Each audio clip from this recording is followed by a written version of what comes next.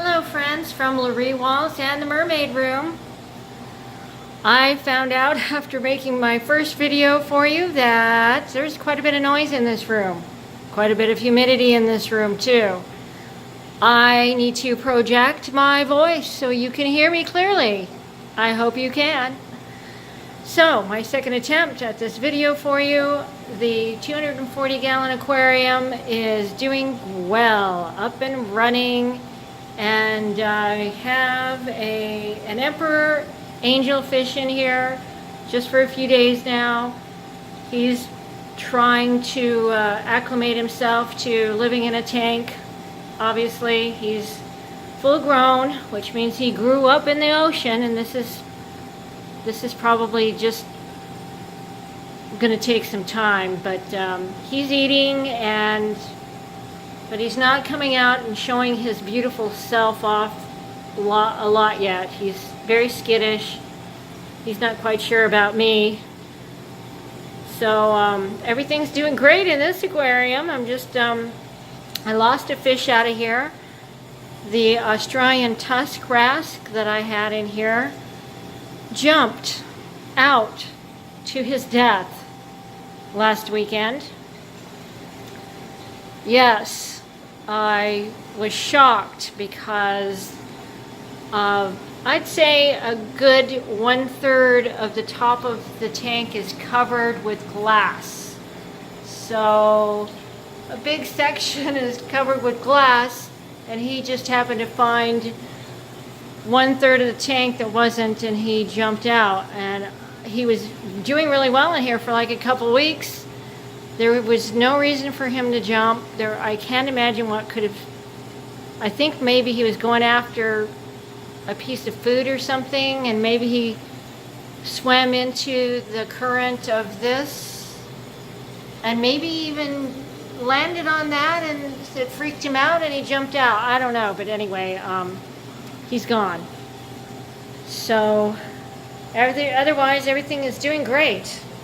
Got the sump happening over here. We've got Chaeto and Caulerpa growing in here. There's also a bucket of mud back there. And it's really just to kind of give everything a natural feel for not only the corals, but the fish can sense the minerals and things that are in the miracle mud. So I went ahead and put some cleaner shrimp in here, even though they may not be in here forever. But I do really feel like especially these two fish, like to have their skin or their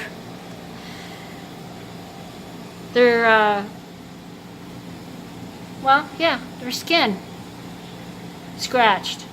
And I've seen the last emperor angelfish I had. He used to give the shrimp a ride around the tank all the time. So a bit of noise coming from the chiller on the closed loop. We have this great big gold dart hybrid pump installed. And really, the pumps are quiet. It's just the overflow making a bit of noise here. Yep. So there's some noise happening, but it's not that bad. And the Red Sea reefer is also doing exceptional. Yes, there's a bit of particulate in the water column right now. I added a fish yesterday, the diamond goby, sand sifting goby, and yep, oh brother,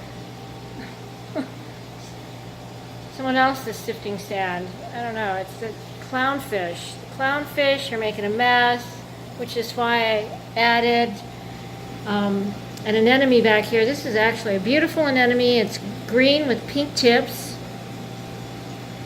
Right now it's retracted. It's still acclimating. But the plan is to trap these two Clarky clownfish.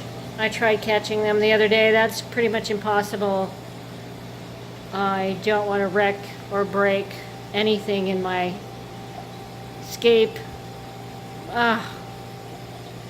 But I've got a lot of sand flying around, mostly because the Clarkies are digging in the sand and this little guy's making himself a hut. So he's got a burrow and he's building on the burrow. As soon as he came into the aquarium, yesterday I put him in here, he made himself at home, immediately started sifting sand. So my sand filled water, basically. I've got a bit of a mess of sand. Anyhow, I hope everyone enjoys the big weekend here in Arizona, the Cinco de Mayo tomorrow, 5th of May, the big celebration, and everybody will have, plenty of margaritas and Coronas. So hopefully you all enjoy the weekend, and thanks for stopping by. And if anyone knows where I can find a large amount of large pieces of Tonga branch, I'm extremely interested. Seems to be scarce in my area right now, but I'm looking for Tonga branch, big pieces of Tonga branch, not little crumbly broken pieces, but large Tonga branch. I'll just put that out there in case anyone knows where I can get a box of large Tonga branch. So for everyone, having a wonderful, happy, early Friday ending, thank you for stopping by.